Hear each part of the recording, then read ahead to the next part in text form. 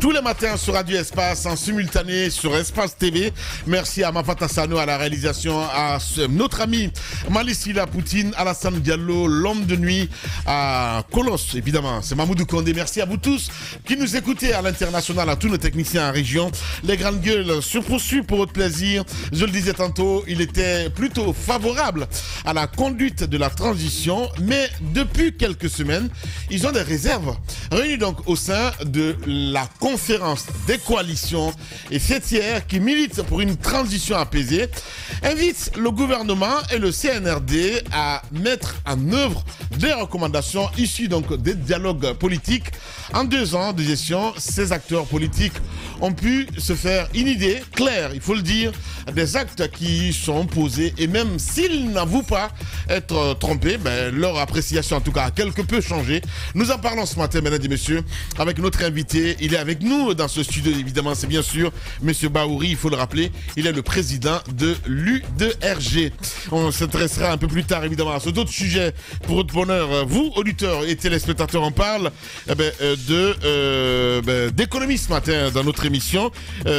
Comment rendre l'institution indépendante? On parle de BCRG. M. Abdoulaye Guirassy nous rejoindra évidemment dans cette émission ce matin. La Banque centrale de la République de Guinée, assez dépendante des politiques conséquences, elle est moins efficace, ce qui entretient donc davantage l'inflation du franc guinéen, la transition, une opportunité peut-être, et des voix célèbres pour réclamer donc plus d'indépendance pour l'institution. Comment y arriver? Cette question est posée ce matin chez les grandes gueules sur Radio Espace. Nous en parlons, mesdames et messieurs, avec M. Abdoulaye Guirassy, économiste et politologue. Il sera avec nous un peu plus tard dans les GG sur Radio Espace Guinée. Monsieur Bahouri, nous arrivons, Mohamed Mara, vous allez l'aider de l'autre côté. Bienvenue, Monsieur Ba, bonjour et bienvenue chez les grandes gueules. Bonjour. Voilà. Allez-y, mon cher Jacques Liwalino. Bon, on va commencer par les 2 ans du CNRD. Beaucoup d'actes. Bien avant peut-être, mais si je ne fais pas ça, je pense qu'on va me lancer des pierres. Cette actualité, évidemment, la sortie de Cellou Dalein. J'allais en venir. Voilà. J'allais dire que tous les acteurs se sont prononcés, y compris Cellou Dalein Diallo, qui a abordé plusieurs questions hier chez nos confrères de TV5 Monde. Comment vous avez trouvé l'appréciation ou disons la réponse qu'il donne par rapport au Congrès au sein de l'Union des forces démocratiques de Guinée, votre ancien parti? En réponse claire, on veut savoir comment ça se déroulait avant et comment vous souhaiteriez que les choses se passent. Bon, vous savez, moi j'ai tourné la page de l'UFDG. Bon, mais au-delà de ce parti, pour n'importe quel autre parti politique, il est nécessaire de manière régulière de permettre à ce parti de respirer, c'est-à-dire de faire peau neuve, de relancer les idées, de procéder à des ajustements et pourquoi pas à des changements d'hommes, à des niveaux de responsabilité. C'est ça qui permet une longue pérennité à ces genres d'institutions politiques. On peut dire que vous avez... Expliquez-vous tout à l'heure, puisque c'était le débat, comment expliquez-vous, après plus de 30 ans, cette absence quasi d'alternance à la tête de nos partis, des partis ici en Guinée? Évidemment, vous, oui. Tu parles de 30 ans? Oui, je dis depuis 30 ans. Plus de 30 ans. Voilà. Oui, mais d'accord, depuis 3 décennies au moins. On va dire la première république, c'était ça. Allez-y, monsieur Mara. 90. Pour moi, c'est même le repère, ça, c'est 90. Voilà, parce que pour moi, les partis politiques, c'est 90. Avant ça, on avait un parti-État, ne l'oubliez pas. C'est depuis 90 que tout a commencé et le doyen, on a la chance de l'avoir parce que lui, il est quand même à l'avant-garde justement de tout ce combat-là. Mais comment expliquez-vous, vous qui étiez là dès le départ, qui vous êtes battu, qui avez créé les premiers partis dans ce pays, que plus de 30 ans après, que l'alternance soit si difficile? Bien sûr, avant que vous soyez ici, j'ai donné votre exemple, parce que vous, on vous a vu, vous effacez au profit de quelqu'un d'autre et même par 2 fois. Mais comment expliquez-vous que pratiquement cela ne soit pas le cas dans la quasi-totalité des partis politiques en Guinée? Bon, d'abord, peut-être il faut rappeler que les premiers partis politiques sont nés dans les années 50. Il y avait le multipartisme avant l'indépendance. Et au moment de l'indépendance, il y a eu une volonté avec l'ère du temps de l'époque. Il faut que tout le monde soit ensemble. C'est ça qui va conforter l'unité du pays. Donc, les partis de BAG, de Baridiawadou, le parti de Bari 3, se sont confondus dans le PDG pour former une coalition au pouvoir après le 28 septembre 58. Donc c'est à partir de là que le PDG est devenu au fil du temps un parti unique, un parti État, et on connaît la suite. Donc 90, c'est une réplique de ce qui existait avant l'indépendance. Mais malheureusement, vous savez, des institutions organiques peuvent être mises en place, mais les mentalités qui gèrent, qui gouvernent, peuvent être teintées par les anciennes pratiques. Et je peux dire que pratiquement, nous sommes à la fin d'un grand cycle qui a fait plus de 60 ans dans ce pays. Cette mentalité autocratique, cette mentalité, j'allais dire, conservatrice, de s'accaparer du pouvoir comme étant un attribut personnel, c'est cela qui est en train de mourir. Et ce que vous êtes en train d'examiner et de constater, c'est les soubresauts, des spasmes de quelque chose qui est en train de finir. Ah, c'est dur, hein, le mot quand même, de spasme. Wow. Ok. Bon, donc la révolution, on a envie de dire. Même des convulsions par endroit, carrément. mais Monsieur le Président, comment comprendre? Parce que il y a eu quand même des tumultes dans l'essentiel, dans pas mal de ces partis politiques. Mais comment comprendre que les gens n'en tirent pas des leçons? Malgré pourtant un renouvellement générationnel qu'on a connu en 2000 et un peu plus récemment, mais les jeunes, partout ailleurs dans le monde, sont porteurs d'espoir, de changement. Mais chez nous, ce n'est pas le cas au sein des partis politiques. C'est quasiment impossible. Parce que là, les partis ont une part de responsabilité, mais la gouvernance globale du pays a une large part de responsabilité. Dans un pays, si la gouvernance n'est pas démocratique, n'est pas vertueuse, ne favorise pas la compétence, ne favorise pas l'équité, ne favorise pas, disons, un vivre ensemble, il va de soi que les idées ont du mal à avancer. Par exemple, c'est aujourd'hui qu'on parle de certaines questions. Alternance au sein des partis, bon, l'aspect ethnocentrique est un peu en train de prendre du recul, mais c'est en 2023, 2022, 2023 qu'on arrive à cela. Or, c'était les engagements des pères fondateurs à l'indépendance. Donc pendant près de 60 et quelques années, les idées n'ont pas avancé dans ce pays, contrairement à d'autres. Parce que la gouvernance de l'État nous ramène toujours en arrière. Et malheureusement, c'est ce que nous constatons. Vous voulez nous dire qu'à l'image des présidents qui s'agrippent au pouvoir, qui font des constitutionnels, des formations politiques, par exemple à l'entame dans les indépendances, on a l'idée d'une certaine alternance au sein des formations politiques du temps. Les premières personnes changent d'idée carrément et en quelque sorte s'éternisent, ne veulent plus partir. Bien entendu, l'histoire même du PDG, parce qu'il est bon de revenir un peu sur ce passé-là qu'on a tendance à occulter. Le congrès de Foulaya, où des cadres du PDG avaient dit qu'il faut distinguer la fonction du parti et les fonctions gouvernementales. C'est-à-dire que M. Sékou Touré ne devrait plus être secrétaire général du PDG parce qu'il est président de la République. Donc, cela a amené par la suite des purges. Bon, cela veut dire... Je comprends mieux là. Cela veut dire que... Et puis, il faut rappeler également que M. Petit Touré, un commerçant de Cancan, en 1964... il avait lancé l'idée de la création d'un parti politique. Par la suite, il a été accusé de fomenter un complot. Ils ont tous péri. Donc c'est pour dire que la volonté de confisquer le pouvoir, de le personnaliser à outrance, est une vieille habitude que nous avons héritée. Mais malheureusement, cette habitude... Monsieur le Président, la conséquence de ça là, parce qu'il faut rectifier maintenant le tir, est-ce qu'on ne risque pas de participer à une désertion des militants au sein des partis classiques en faveur de nouveaux visages, tels que des entrepreneurs, d'autres personnes qui n'ont rien à voir avec ces partis traditionnels, monter au pouvoir? Est-ce qu'il n'y a pas un désengagement politique qui risque d'arriver? Les gens vont finalement comprendre qu'il faut divorcer avec casser les codes avec les partis parce qu'il n'y a pas d'alternative, il n'y a pas de démocratie. Bon, on parle de partis, mais regardez les syndicats. Est-ce qu'il y a eu de renouvellement dans le temps? Regardez la société civile. Est-ce qu'il y a une volonté de changer, de faire participer, c'est maintenant que les choses sont en train de bouger. Donc, on est à la fin vraiment d'un cycle et le début de notre cycle. Et tout ce qui incarne le passé finira tôt ou tard par dépérir. Et ça va connaître des histoires. Ce ne sera pas une histoire identique pour chaque structure, mais c'est comme ça. On est en train, vous allez voir, d'ici la fin de l'année 2024, ce sera le grand séisme et qui permettra de changer en profondeur. Voilà, vous l'avez dit plusieurs fois, il faut le rappeler, si vous nous écoutez à la radio. Bahouri, président de l'UDRG, il est notre invité ce matin. Allez-y, Roby. Monsieur Bahouri, lorsque vous dites que la gestion d'un État est l'image même de l'existence des partis, est-ce que ce n'est pas plutôt le contraire? Est-ce que ce n'est pas plutôt vers le bas que nous devrions prendre l'exemple pour le remonter vers là-haut? Est-ce que ce n'est pas l'antidémocratie des partis qui font finalement que le pays même devient antidémocratique? Parce que le parti politique est considéré, la gestion d'un parti politique est considérée comme la gestion miniature d'un État.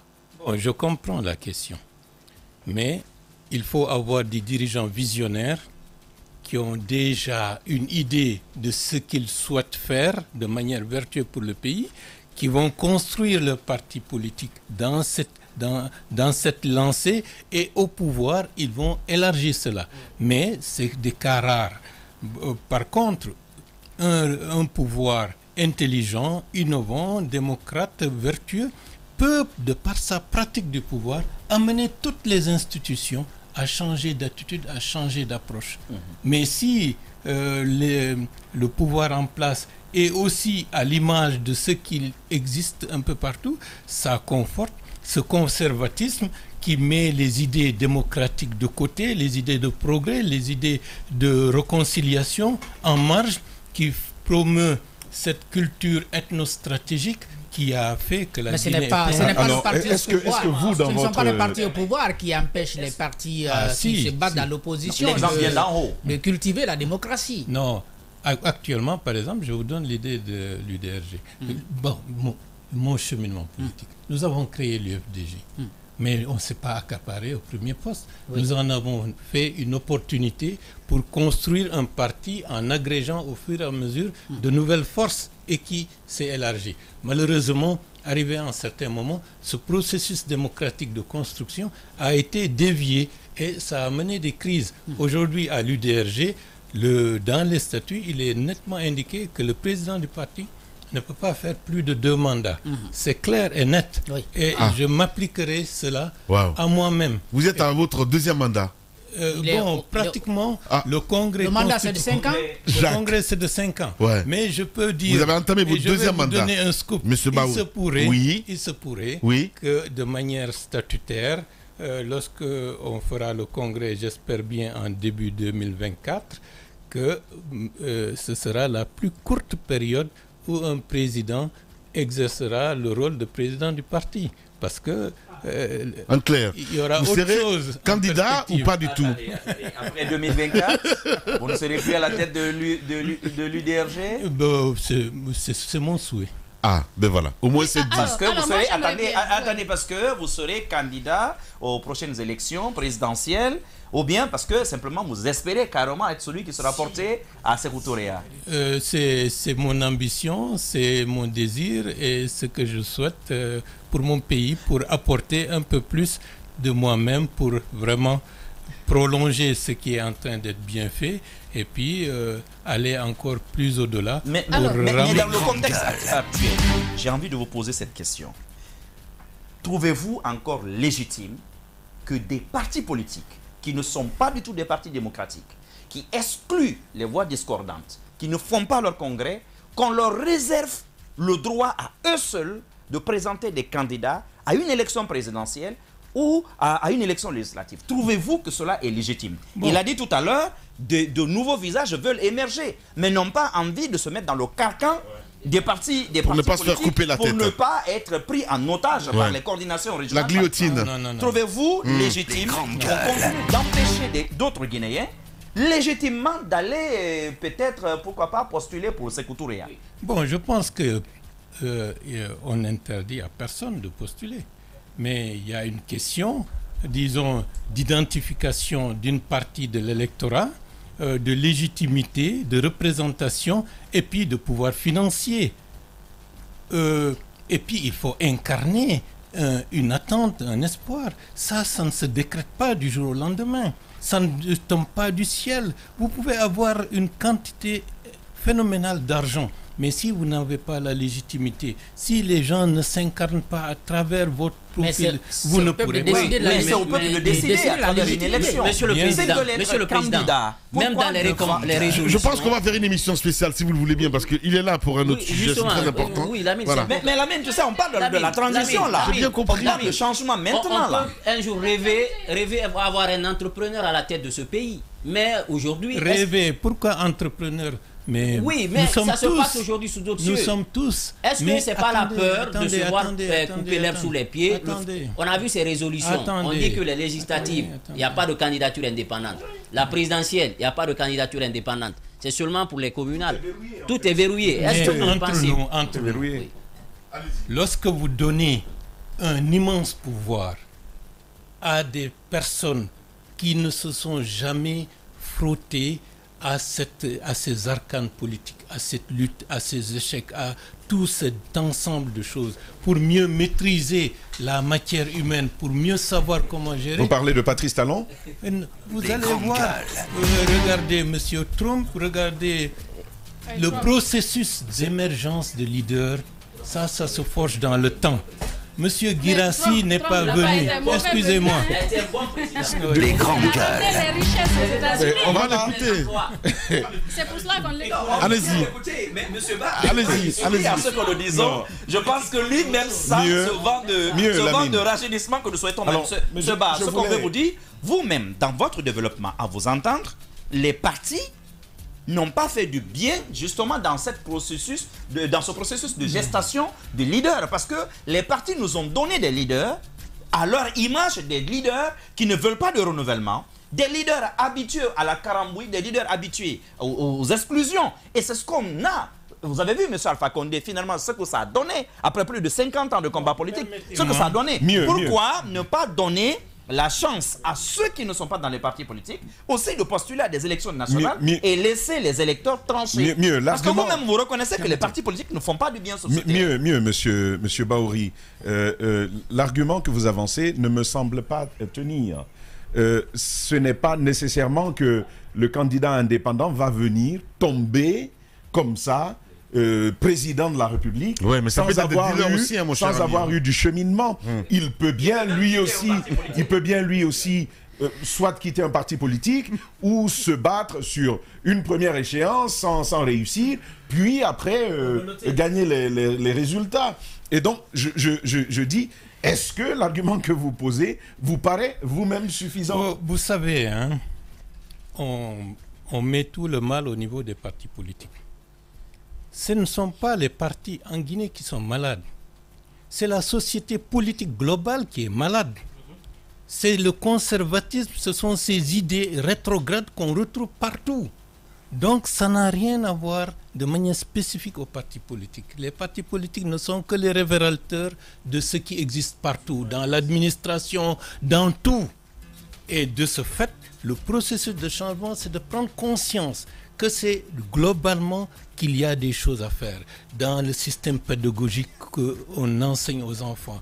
C'est le contenu, dans l'administration, le rôle du manager. Est-ce que nous avons des managers ou est-ce que nous avons des chefs qui se comportent comme de type Napoléon? Je suis le chef, j'ordonne et vous exécutez. C'est tout ça qu'on retrouve dans nos administrations. Or, le monde a changé. Ce n'est plus un monde où chacun peut se réfugier dans son coin et dire j'ai fait ma part. C'est un monde de réseau, c'est un monde de connexion, c'est un monde d'interaction. Et quelqu'un, excusez-moi, les grandes gueules, qui n'est pas habitué à cet état d'esprit, à savoir que son idée n'est pas toujours la meilleure, il faut la confronter à des idées multiples. Ce gars-là, vous le mettez en situation de responsabilité, il va vous créer des catastrophes. Alors, je vous ai écouté, Mara, je vous ai écouté ce matin avec beaucoup d'intérêt en parlant de cycle vous disiez que ce premier cycle où on veut s'arc-bouter au pouvoir sans quitter, s'y accrocher, est en train de finir. Ça veut dire que, quelque part, est-ce que vous vous définissez, vous, et vos congénères, vous vous définissez comme des, j'ai envie de dire, des victimes de ce premier cycle-là, parce que vous avez payé à l'UFDG. Est-ce que vous vous dites, j'aurais dû naître à un autre moment? Non. J'aurais dû être d'une autre génération. Non. Voilà. Est-ce qu'il y a ce remords, monsieur le Président? Non, il n'y a pas de... Au contraire, je suis heureux. Dans les années 84-86, lorsqu'on créait l'OGDH, l'Organisation des droits de l'homme, les gens, certains nous disaient, mais vous êtes fous. Ici, c'est pas en Europe. On ne connaît pas ce que sont les droits de l'homme. Vous êtes sur les nuages, vous êtes trop jeune, intellectuel, peut-être votre temps, c'est pour le futur.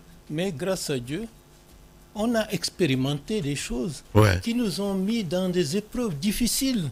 Et aujourd'hui, les idées que nous défendions il y a 20 ans, il y a 30 ans, ce sont ces idées qui sont en train de monter en puissance. Donc le temps du changement est réellement venu. Voilà, Bahouri est notre invité ce matin chez le GG sur Radio Espace Guinée. Il est le président donc de l'UDRG. Allez-y, Roby, dernière question avant de partir avec Bahouri, le sujet. Vos dernières analyses sont certainement des analyses qui sied à la situation actuelle, mais est-ce que cela ne découle pas du fait que vous soyez monté sur le ring avec Cellou Dalein Diallo, ce qui a changé votre vision des partis politiques? Est-ce que vous-même, à un moment donné, vous ne vous sentez pas coupable de la sacralisation des présidents au sein des partis politiques?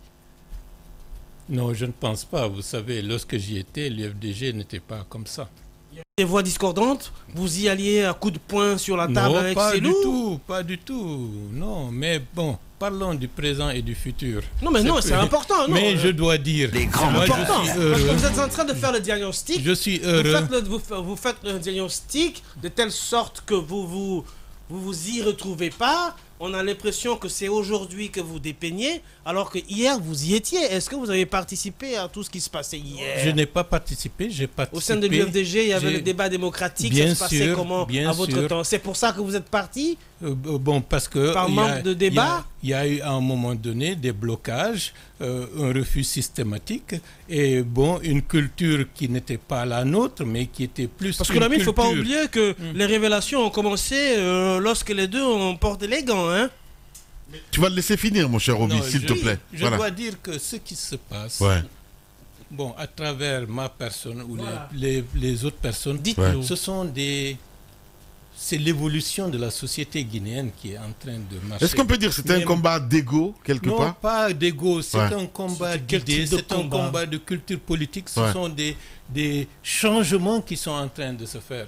Et individuellement, qu'on le veuille ou non, chacun d'entre nous peut être, sans pour autant personnaliser les choses, révélateur de ce qui est en train de changer. Est-ce que le combat d'idées, vous pouvez révéler le fait que vous en étiez arrivé carrément, permettez-moi de l'expression, à un moment donné, à vous détester l'un l'autre, hein? Sur les médias, ça se sentait, hein?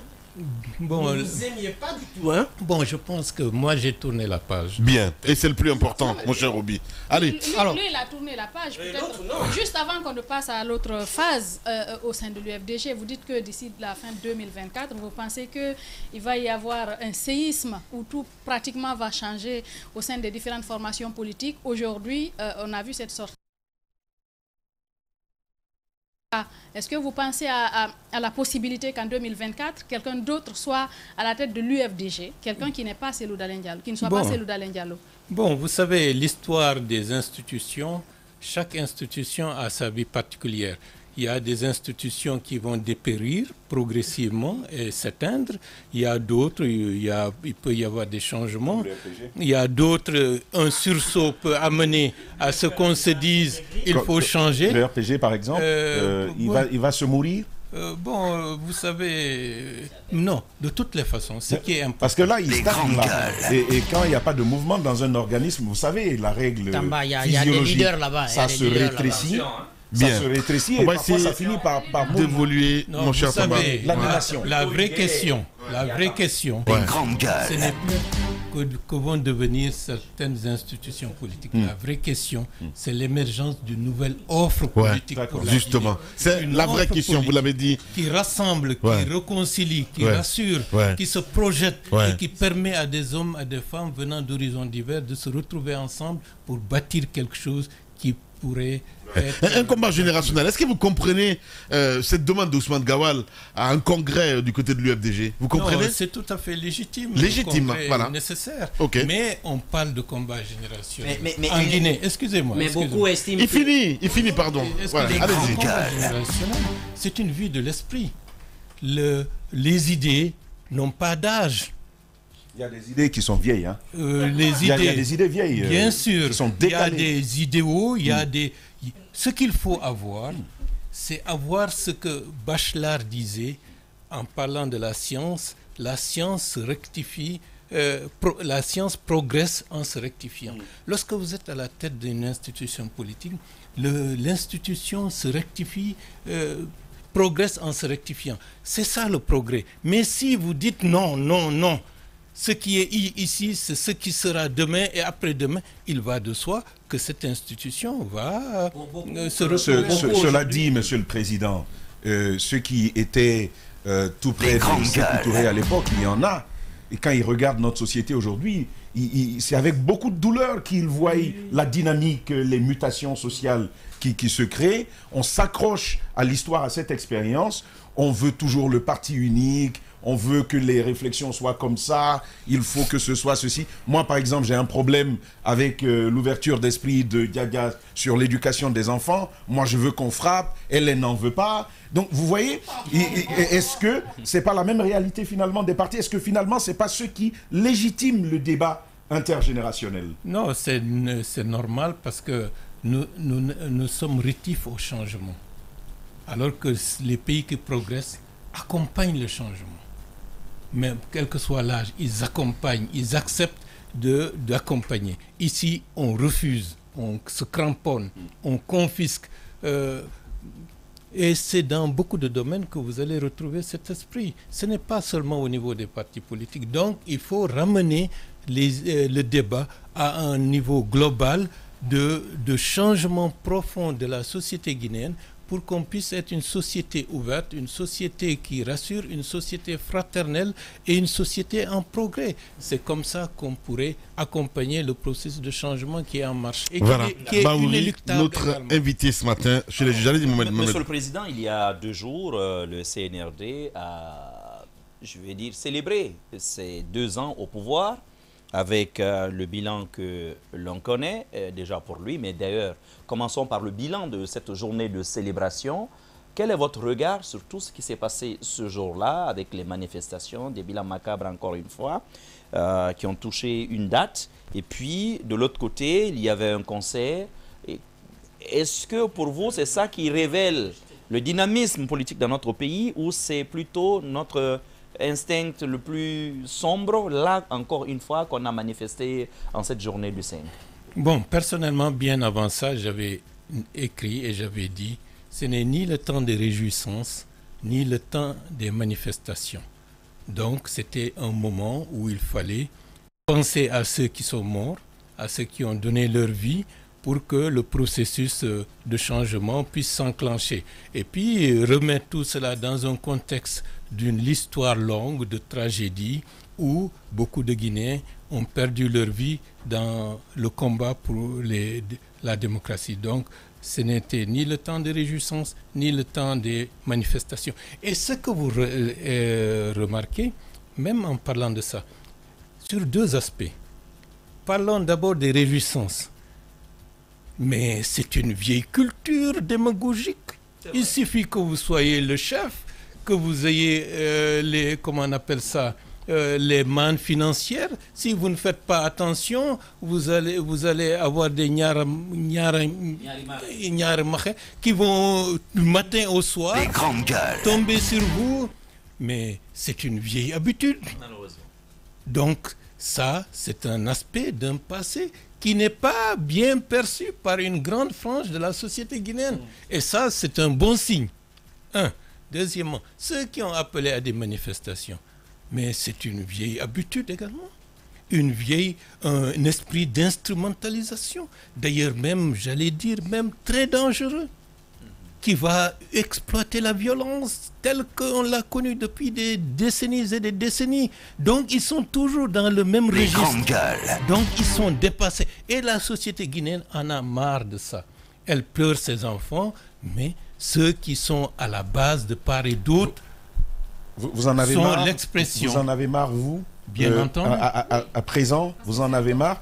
En fait, moi j'aime bien rappeler ce que j'aime dans votre discours, Monsieur Bahouri. Il est très instructif parce que vous aimez à relire l'histoire et ça éclaire la réflexion. On va donc faire comme vous. Vous savez, hein, votre parcours, votre engagement politique d'il y a quelques années, c'était un engagement... vous étiez très rigide dans vos positions. Quand vous aviez acquis la conviction de devoir dire non, vous le disiez sans phare, sans embâche. Et vous vous engagiez même dans le cadre des manifestations. Vous avez participé à ça. Aujourd'hui, c'est comme un air de mea culpa que j'entends, sans l'entendre, qui consisterait à dire il y a eu trop de morts, aussi par le fait de vous, en tant qu'acteur politique. Et aujourd'hui, ce que vous demandez aux autres, c'est de ne pas aller dans cette ligne-là. Qu'est-ce qui a changé? Beaucoup de choses ont changé. Mais d'abord, restituons les faits tels qu'ils sont. Tant que les manifestations du FNDC étaient autorisées, après le massacre de Bambeto, vers début novembre, j'ai été en première ligne. Ça, c'est pour dire que lorsque les causes sont justes et que ça ne présente pas des dangers pour ceux qui vont sortir, j'ai été, comme vous le savez, président de la commission d'organisation de la manifestation du 28 septembre.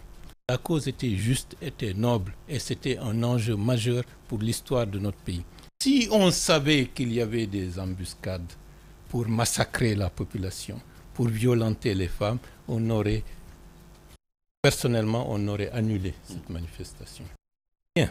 Donc, c'est pour dire qu'il ne faut pas... je vous rappelle aussi un autre exemple.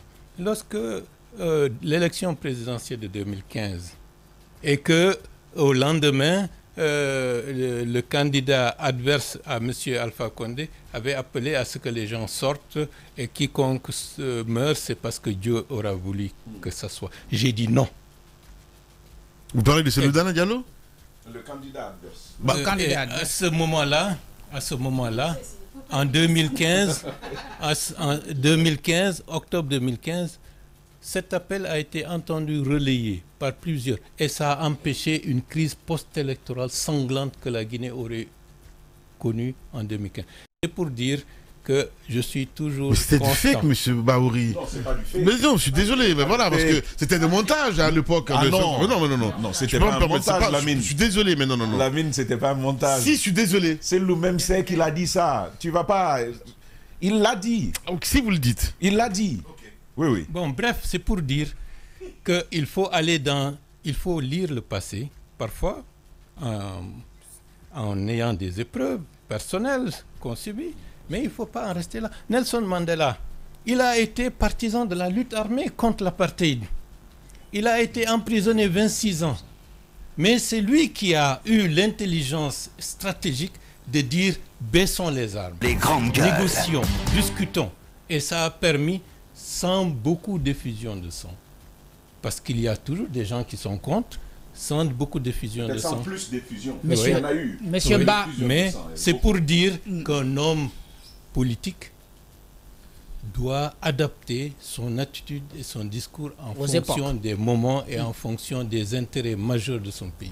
Alors, Monsieur le Président, il y a eu l'appréciation de cette journée, mais surtout les 2 ans. Moi, je vous définis comme étant des leaders qui étaient d'accord, ou bien je suis toujours d'accord. Qui sont d'accord avec ce qui se passe. Je comprends maintenant pourquoi elle faisait des gros yeux tout à l'heure en disant. Ils sont d'accord avec ce qui se passe. Non, je suis toujours d'accord. Est-ce que malgré tout, votre appréciation de ce qui se passe n'a pas changé? Non, je vais vous dire. Vous vous êtes mis en conférence de coalition, vous avez rédigé un mémorandum où vous avez fait des propositions, mais on a aussi comme l'impression que c'est un peu une critique par rapport à ce que le gouvernement fait. Permettez-moi d'abord, rendons à César ce qui appartient à César. Oui. Je salue le courage du CNRD et des politiques, j'allais dire révolutionnaires, qui sont en train d'être lancées. Et tout cela concourt à l'émergence du cycle prochain et du cycle qui va s'installer. La création de la CRIEF, d'anciens dirigeants, d'anciens hommes à qui on a confié les deniers de l'État sont interpellés pour peu ou prou. Je ne rentre pas dans le débat, est-ce que c'est bien fait, est-ce que c'est mal fait, mais l'initiative est une excellente chose pour lutter contre la corruption. Le jugement des crimes de sang, 28 septembre 2009, mais c'est inédit, c'est exceptionnel, c'est historique. Ouais. D'anciens dirigeants sont devant la barre pour justifier ou s'expliquer devant le peuple guinéen et le monde entier sur leurs responsabilités par rapport à des massacres. Ce sont des choses très importantes. Le lancement des assises nationales pour concourir à faire émerger des politiques de réconciliation nationale. Moi, en tant qu'ancien ministre de la Réconciliation nationale, 2008, pour 6 mois, j'ai vu les apports et la continuité de ce qu'on avait voulu faire en 2008 qui sont en train de s'inscrire dans les faits. C'est une chose très importante. Le fait de les infrastructures, en moins de 15 mois, qu'on voit qu'on peut, si on veut, améliorer le cadre de vie. Mais pourquoi d'autres, pendant des années et des années, ils étaient au pouvoir, on n'a même pas eu de route dans nos quartiers. C'est inadmissible. Donc les Guinéens commencent à savoir que si on veut, on peut changer la donne. Vouloir, c'est le pouvoir. Sous-développement, la situation que nous vivons n'est pas une fatalité. On peut s'en sortir. Bien, maintenant, il y a sur le plan beaucoup plus profond la gestion sur des minières. Des droits humains, monsieur. Sur la question des droits humains, je vais vous dire, quand il pleut, dru, est-ce qu'on va sortir sous la pluie? On ne va pas sortir. Dans un contexte trouble où des gens qui ont perdu le pouvoir, qui ont des moyens financiers, qui sont embusqués un peu partout et qui ne rêvent que de revenir pour remettre leur pouvoir en place. Mais si vous êtes un homme politique, vous devez vous dire, prenons garde, faisons attention, ne donnons pas de... Nous soyons instrumentalisés pour favoriser des stratégies qui n'ont rien à voir avec ce que nous réclamons. Donc si vous ne faites pas ça, une fois, 2 fois, 3 fois, c'est que vous-même, vous êtes dans cette sillage. Donc, c'est pour dire, lorsqu'il y a la situation sécuritaire n'est pas au beau fixe, un régime conséquent ne peut pas autoriser des manifestations. S'il l'autorise dans un contexte où il sait qu'il y a des situations troubles, alors il sera totalement responsable. Bien. Ça, j'assume. Voilà. Maintenant, donc, la question des droits de l'homme. Lorsque vous voyez la violence telle qu'elle a toujours existé, mais même pour des trucs de délestage de courant, on dénombre des morts. Il y a des gâchettes faciles. Qui sont les gens qui tirent? Quelles sont leurs motivations? Quels sont leurs intérêts? Qui tire les ficelles derrière? Vous n'en savez absolument rien du tout.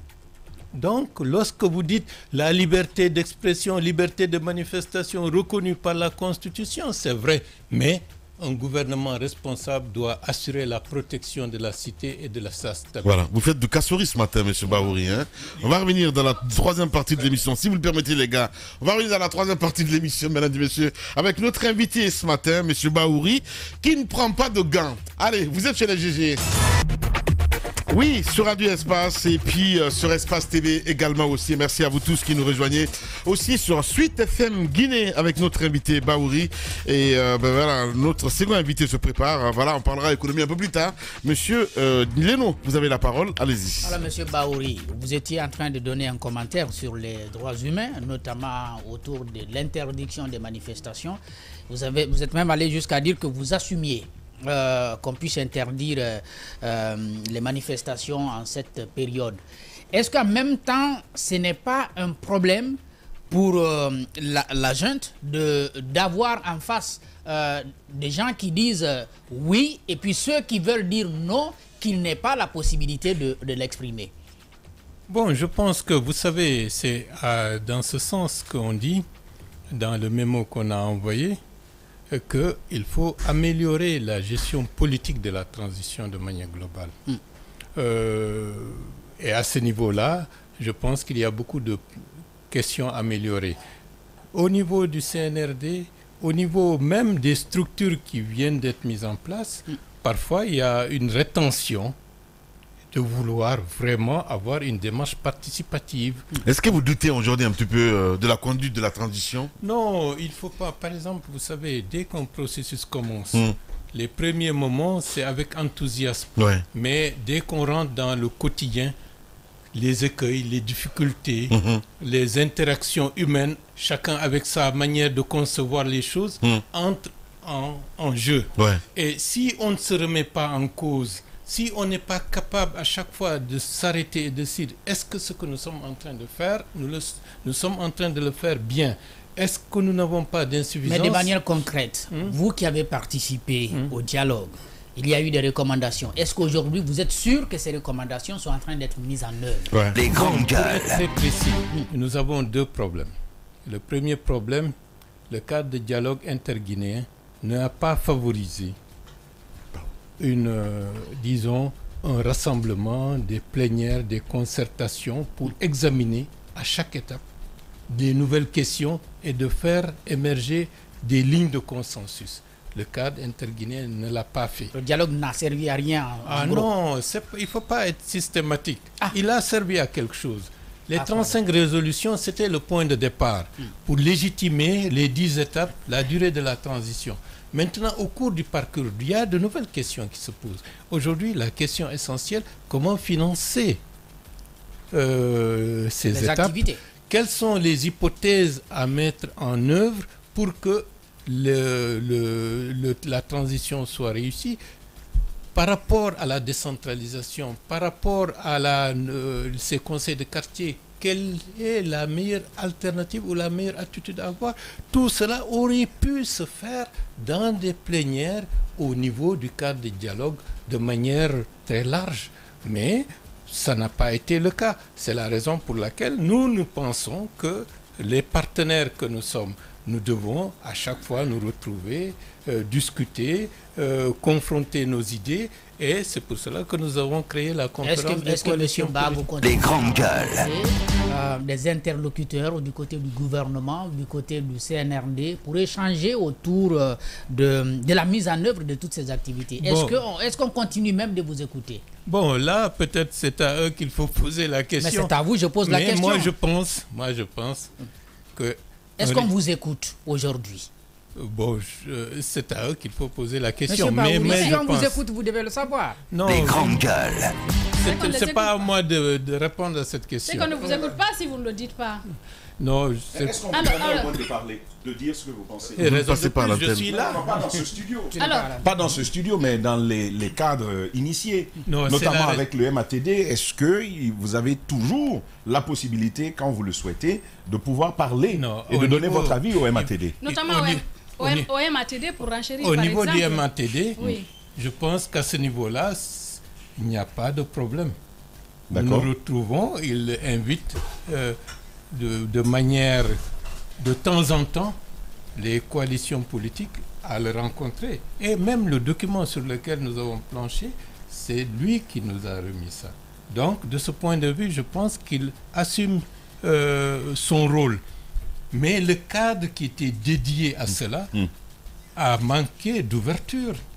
Et donc, ça a fait que nous ne sommes pas Vous retrouvés. parlez toujours du cadre ou du comité de suivi plus tard? Parce que là aussi, il y a eu pas mal de commentaires. Le cadre de manière globale, vraiment, après la première plénière qui a duré 1 mois, j'avoue que les décisions ont été unilatérales, n'ont pas fait l'objet de concertation. Nous avons vu des comités de suivi, des comités permanents, où si vous mettez de côté les forces, les représentations essentielles capables d'apporter une valeur ajoutée aux discussions, alors à quoi ça sert? Est-ce que vous donnez raison à ceux qui ont boudé ce cadre de dialogue initialement? Non, ils ne l'ont pas boudé. disons les choses ouvertement. Oui. Ils ont... Oui, mais vous parlez de résolution unilatérale. Non, ça, par rapport à la mise en place des comités de suivi, comités permanents, le refus d'organiser des plénières pour que les gens s'expriment. Maintenant, ceux qui ont, jusqu'à présent, n'ont pas rejoint le cadre de dialogue, c'est pour d'autres raisons, mais, Monsieur Baouri, qui n'ont rien à voir avec, disons, le processus qui est engagé. Monsieur Baouri, questionnons l'efficacité. Si vous voulez, allons à l'impact de votre participation à ce cadre de dialogue. Lorsque vous participez à une discussion et que des résolutions sont prises, il existe quand même une instance pour s'assurer qu'on est en train d'aller dans la bonne direction ou on est en train d'en dévier. C'est bien le comité de suivi. Mais lorsque ce comité est installé en vous mettant de côté de manière unilatérale, je pose bien la question, vous y faites quoi finalement? Raison de plus, nous sommes déplacés, M. Faya, M. Kouyaté et moi-même, pour rencontrer les facilitateurs, pour leur dire ce que nous sommes en train de faire est dans une bonne trajectoire. Toutefois, il y a des insuffisances. Il faut prendre acte de cela. Organisons des plénières pour que tout le monde puisse se retrouver de manière large, discuter des nouvelles questions de manière régulière et faire émerger un consensus. Elles ont dit niet, et à partir de ce moment-là, nous aussi, on a créé la conférence des coalitions politiques où nous nous retrouvons de manière large et nous allons même élargir cette plateforme pour que ceux qui n'ont pas la possibilité de faire entendre leur point de vue puissent s'y retrouver pour qu'il y ait un vrai consensus par rapport aux certaines idées allant dans le sens d'une transition concertée, apaisée et réussie. Voilà. Baouri est notre invité ce matin chez les GG. Nous passons à cette rubrique. Les grandes gueules. La minute, oui ou non. Un feu roulant de questions avec une seule réponse possible. Oui ou non. Langue de bois, s'abstenir. Langue de bois, s'abstenir. Est-ce qu'il en a l'air ce matin? Vous allez lui donner une note évidemment à la fin de l'émission, Moussa Yoruba. Oui ou non? Oui ou non, Monsieur Ba, le décret portant des nominations désormais des conseils de quartier et de district par les gouverneurs est un recul démocratique pour la Guinée? Je ne pense pas. Ça a manqué de pédagogie, mais le fond va dans le sens des propositions que nous avions faites en 2017 pour refuser la politisation des conseils de quartier. Allez, Didiba. Oui ou non, êtes-vous inquiet par rapport aux activités pour un retour éventuel à l'ordre constitutionnel, le rythme auquel nous allons, oui ou non, il y a des risques de glissement? Bon, il y a des problèmes de financement et raison de plus que les forces essentielles du pays se concertent autour pour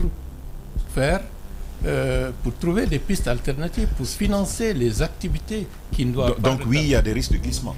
Bon, ce sont des contraintes financières qui peuvent amener à ce qu'il y ait... Donc oui. C'est tout à fait possible, mais rien n'est encore... Monsieur le Président, oui ou non, parce que vous-même, vous avez avalisé tout ça au départ. Oui ou non, il y a une possibilité d'aller à un glissement. Non, parlons franchement. Oui.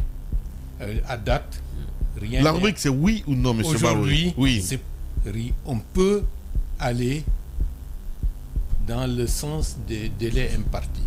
Donc oui. Mais si un trimestre passe sans que le RAVEC et le fichier électoral ne soient véritablement engagés, il va de soi, des risques de glissement seront donc poussés. Des risques existent. Oui, donc oui. Voilà. On a du mal à le dire. Hein. Allez-y, Jacques Liwa. Oui ou non, c'est sûr que le CNRD puisse respecter ses engagements de départ? Je leur fais confiance. Ils ont juré sur la Bible et le Coran de respecter les engagements. Êtes-vous sûr jusque-là? Moi, je pense que les engagements seront respectés. Donc oui, c'est simple. Allez-y, Tamba, Zachary Milimono. Pas de pot de banane, hein? Non. Voilà, oui ou non? Pardon. Il s'auto-tait. C'est pas possible. Oui ou non? Lavigne. Oui. Alors oui, non, je ne vais pas m'auto-taire. Alors oui ou non, malgré le contexte, un contexte d'exception, l'interdiction systématique des manifestations entretient quelque part les dérives et les violences qu'on enregistre lors de ces manifestations. Oui ou non? Ce ne sont pas l'interdiction, c'est beaucoup plus cette stratégie systématique d'instrumentaliser ce genre de méthode qu'il faut revoir. Oui ou non, côté droits humains, la gestion du CNRD n'est pas grandement différente des régimes précédents? C'est différent. Allez-y, Roby. Oui ou non, on a l'impression que le CNRD dort tranquillement sous ses lauriers, mais un retour de Cellou Dalein, par exemple, en Guinée, pourrait susciter un réveil brusque. Oui ou non? No comment. No comment, non, mais non. Non, mais c'est pas vrai. Parce que l'ami nous disait que c'était l'ouragan. Alors imaginez l'ouragan à la porte du village. C'est l'appréciation de l'ami. Mais vous pensez que les toits de paille pourraient s'envoler? Parce qu'il a dit qu'il vient. Allez-y, Mohamed Mara. Oui ou non? Bon, pour parler plus sérieusement. Ouais. Je connais les affres de l'exil. C'est presque mourir à petit feu. C'est pas physique, mais c'est mental, c'est psychologique. C'est psychologique. Et c'est extrêmement pénible. Est-il en exil? Bon, s'il le considère comme tel, on peut... Parce que c'est vous qui parlez d'exil. Bon, c'est pourquoi je demande, est-ce qu'il est en exil? Sans rentrer dans les définitions sémantiques de l'exil, il estime qu'il a besoin de garanties pour revenir. À partir de ce moment-là, de facto, c'est cela l'exil. Voilà. Allez, Roby. Oui ou non, un remaniement ministériel profond serait le bienvenu en ce moment? Vous savez, tout système, après, à mi-parcours, il a besoin de se relancer, de se régénérer, de se réoxygéner. Ce serait une bonne chose. Oui ou non? Non, a besoin d'un remaniement ministériel? Non, je dis, moi, c'est pas moi qui décide, mais je pense que dans le cadre d'un processus, il faut toujours nécessaire. Procéder à évidemment. réajustements et à un réoxygénation. Oui ou non, jusqu'à preuve du contraire, aucun acte, aucune décision n'interdit à Cellou Dalein Diallo de revenir. Bien entendu. Donc il n'est pas en exil, oui ou non? Bon, c'est une question d'appréciation, c'est psychologique, c'est mental, c'est personnel, ça le concerne. Voilà, Monsieur le Président, merci d'être passé nous voir ce matin. C'est moi qui vous remercie. Cette caméra vous appartient évidemment. S'il y a un mot à adresser aux militants de votre parti. Bon, au-delà des militants du parti, moi je considère le peuple guinéen est dans un contexte où des questions se posent.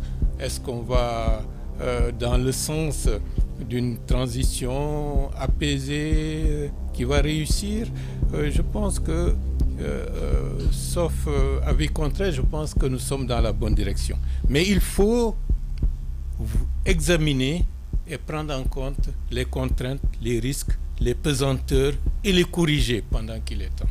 Oui. Rien n'est perdu, mais il faut accepter de se remettre en cause, de réaménager la méthodologie, de savoir qu'on incarne une attente, un espoir, et que la transition guinéenne, c'est l'affaire des Guinéens, de tous les Guinéens, et c'est un partenariat. Le CNRD a son rôle, le gouvernement le sien, les partis politiques, la société civile, chacun d'entre nous doit contribuer à faire que cette transition réussisse.